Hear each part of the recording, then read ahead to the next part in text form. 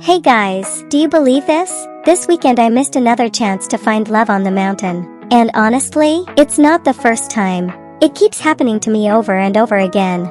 Every single time I go hiking, I catch those little sparks. But I've never been able to turn any of them into something real. Yesterday, after I got home, I finally sat down and deeply researched why this keeps happening.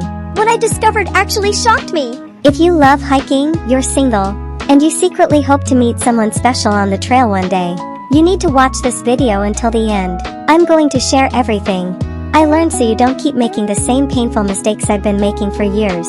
By the end, you'll know exactly how to spot real opportunities and turn a simple trail moment into an actual connection. Every weekend, no matter what, I go hiking. Even now while I'm unemployed, I still drag myself out of bed and hit the trails.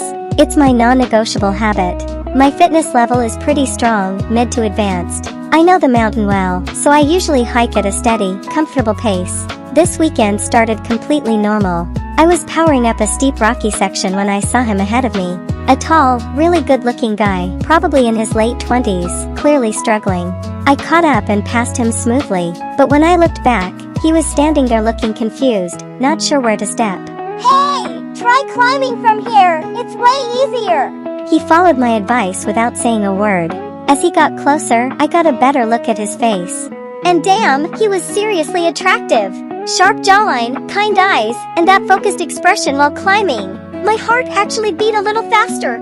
A few minutes later I looked back again. He was still using his trekking poles on that steep part, which was making him even more unstable. That slope is too steep for poles.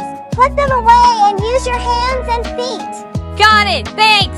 From that moment on, I could feel the energy between us. He kept looking at me with that curious, interested look.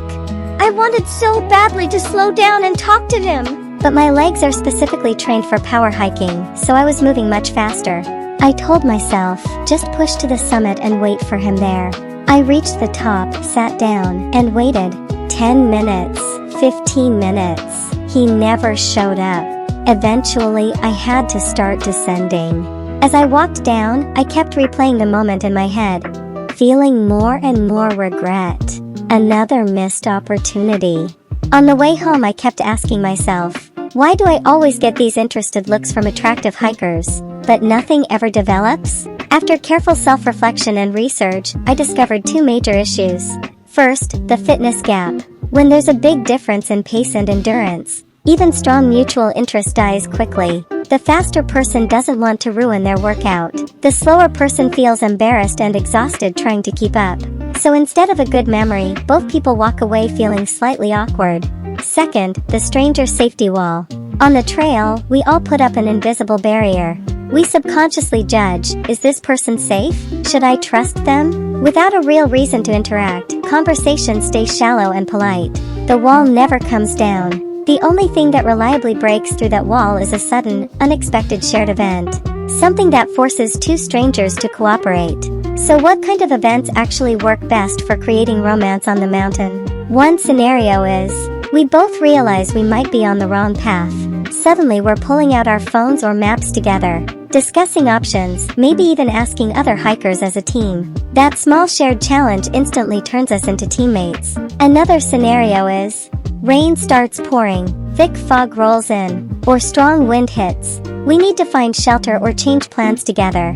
Facing nature's surprise side by side creates a powerful us against the mountain bond very fast. The third scenario is, if one person loses balance and the other instinctively helps them up, checks for injury, or offers water. It creates natural physical closeness and shows care. The final scenario is, spotting a wild animal together, dealing with a tricky dangerous-looking section with a beautiful view, or even helping another hiker who's in trouble. Shared challenge creates instant alliance and respect. Key rules for these moments to turn into romance. The event must be exciting but safe. Enough tension to feel alive but not actually dangerous. Both people get to show their best side. Calmness, kindness, competence, and humor. It naturally closes the physical distance between us.